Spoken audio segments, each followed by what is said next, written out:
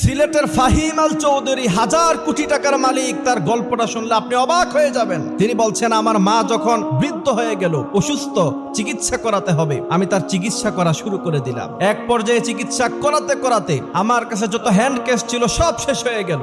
আমি ধার করা শুরু করলাম, ধার করে পর্যন্ত আমার মায়ের আমি চিকিৎসা চালালাম। শেষ পর্যন্ত আর কোথাও ধার পেলাম না। তিনি বলছেন, আমি আমার লন্ডনের সে ফ্ল্যাট পর্যন্ত আমি বিক্রি করে দিলাম শুধুমাত্র আমার মায়ের সেবা করার জন্য। সিলেটের ফাহিম আল চৌধুরী তিনি বলছেন যে আমার মা অত্যন্ত বৃদ্ধ মানুষ, নিজে ওয়াশরুমে গিয়ে নিজে পরিষ্কার হবে সেটা তিনি পারতেন না। আমি আমার এই আঙ্গুল দিয়ে তিনি যখন ওয়াশরুমে তিনি জরুরত ছাড়তেন, তারপরে আমি আমার নিজের আঙ্গুল দিয়ে নিজের হাত দিয়ে তা পরিষ্কার করে দিতাম। আমি তিনাকে গোসল করিয়ে দিতাম, তিনাকে খাবার খাইয়ে দিতাম। তবে আমি দেখতাম আমার মা যখন নামাজের মধ্যে দাঁড়াতেন, নামাজের পরেই দুহাত তুলে আল্লাহর কাছে কেঁদে কেঁদে আমার ব্যাপারে দোয়া করতেন, আর আমি পিছনে বসে বসে তার সাথে আমিন বলেছি।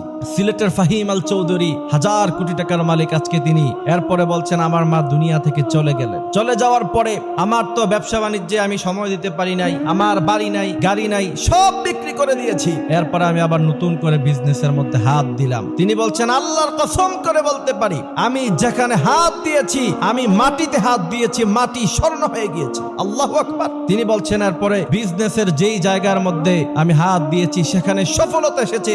আজ পর্যন্ত আমার জীবনে কোনো ব্যর্থতা আসে নাই। তিনি তারপরে বলছেন, আজকে সেই দিনের গাড়ি হারানো, বাড়ি হারানো ফাহিম আল চৌধুরী আজকে 1000 কোটি টাকার মালিক। একজন মায়ের দোয়া কতটা কাজে লাগতে পারে তার থেকে শিক্ষা গ্রহণ করতে হবে। মায়ের দোয়া নিতে হবে। যুবকেরা মায়ের সাথে খারাপ ব্যবহার করে মনে করতে পারো তুমি অনেক টাকা সম্পদের মালিক হয়ে যাবা। সাময়িক সময়ের জন্য তোমার কাছে মনে হতে পারে এ টাকা তোমার কাছে মজুদ আছে, খরচ হয় নাই, কিন্তু মনে রাখবা জীবনে কখনো সুখী হতে পারবা। আর মা বাবার পিছনে যদি খরচ করো, ইনভেস্টমেন্ট, তুমি যত খরচ করবা আল্লাহ তোমাকে 1000 গুণ বাড়াইয়া দিবে। এজন্য আল্লাহ বলছেন, ওয়াকাদা রাব্বুকা আল্লা তা'বুদু ইল্লা ইয়্যাহু ওয়া বিল ওয়ালিদাইনি ইহসানা। বাবা মায়ের সাথে এমন আচরণ করো না যাতে করে তারা উফ শব্দ পর্যন্ত তাদের মুখ দিয়ে বের হয়। শুধু তাই নয়, ওয়াখফিদ লাহুমা জানাহা যুল্লির ব্যাখ্যা হলো যে আপনি দুটো ডানা তাদের পায়ের নিচে বিছিয়ে দেন, মানে আপনার স্থাবর অস্থাবর সমস্ত সম্পত্তি তাদের পায়ের নিচে ঢেলে দেন। এদের কাছ থেকে কোনো জবাবদিহিতা নেওয়া যাবে না, এরা যেন উফ শব্দ পর্যন্ত না বলে।